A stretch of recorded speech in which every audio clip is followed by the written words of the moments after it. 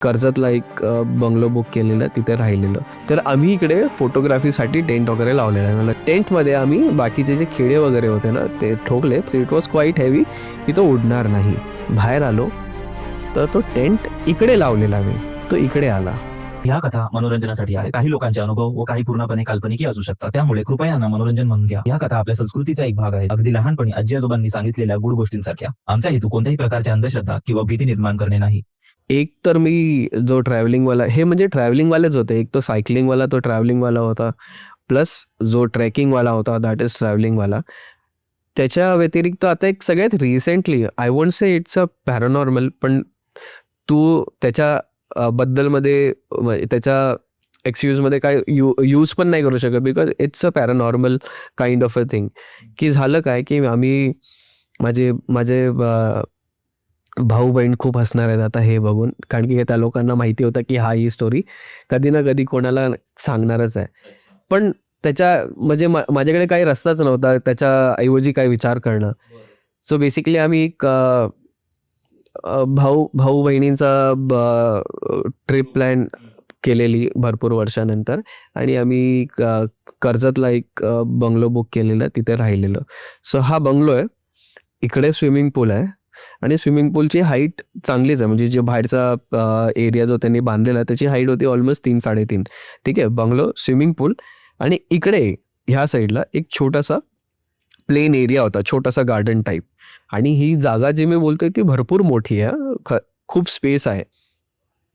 तर आम्ही इकडे फोटोग्राफीसाठी टेंट वगैरे लावलेला आहे. मला चल कोण आलाय तर फोटो वगैरे खेचू, असं टेंट वगैरे लावला. टेंटमध्ये आम्ही बाकीचे जे खिळे वगैरे होते ना ते ठोकले, थोडेफार होते ते आतमध्येच ठेवले. So it was quite heavy की तो उडणार नाही. वी मेड शुअर की तो खिळे वगैरे ठोकले. आम्ही काही फोटो वगैरे खेचले नाही, तो टेंट तसाच होता.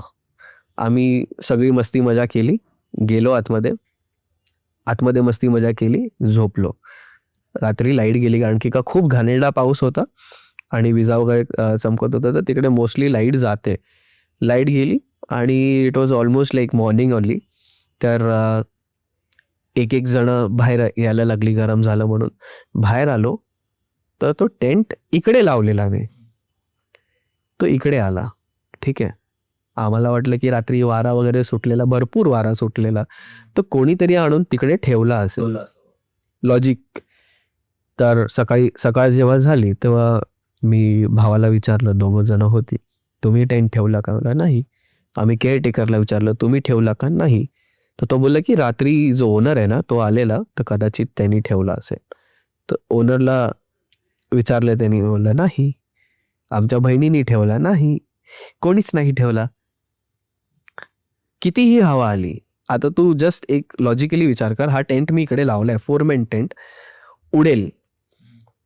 उडेल तर तो स्विमिंग पूलमध्ये जाईल, because it's a straight thing, किंवा इकडे जाईल, कुठेही जाईल, वाकडा तिकडा होईल, चिखल लागेल, कारण की पाऊस आणि हवा सगळं होतं, चिखल नव्हता, काहीच नव्हतं.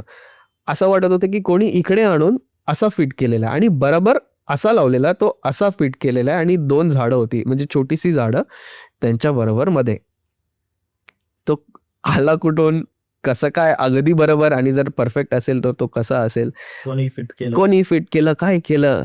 आणि तो तसाच, चिक्कल वगैरे काहीच नव्हता लागलेला, त्याच्यामध्ये वेट होता. जर तो ओढला असता तर तो वाकडा तिकडा पडला असता, किंवा काही झालं असतं, किंवा पडायला भरपूर जागा होती. जर एखादी वस्तू उडते तर ती परफेक्टली कोणत्या जागेवर येऊन नाही बसणार, थोडंफार तरी काहीतरी असेल, पण इट वॉज परफेक्टली प्लेस्ड. तर ते असं हे होतं ना, म्हणजे बघ ना, की आपल्या आयुष्यात खूप गोष्टी अशा होतात ना ज्यांना आपल्याला त्याची उत्तरच नसतात माहिती. तर कसं झालं, काय झालं ते आपण शोधूच नाही शकत, आणि फक्त एकच पर्याय उरतो की बाबा काहीतरी विचित्रच असावं किंवा काहीतरी. इन्सिडेंट पॅरानॉर्मल म्हणजे एक आहे, तो मी खूप, तो मला शेअर करायचा आहे तो. So basically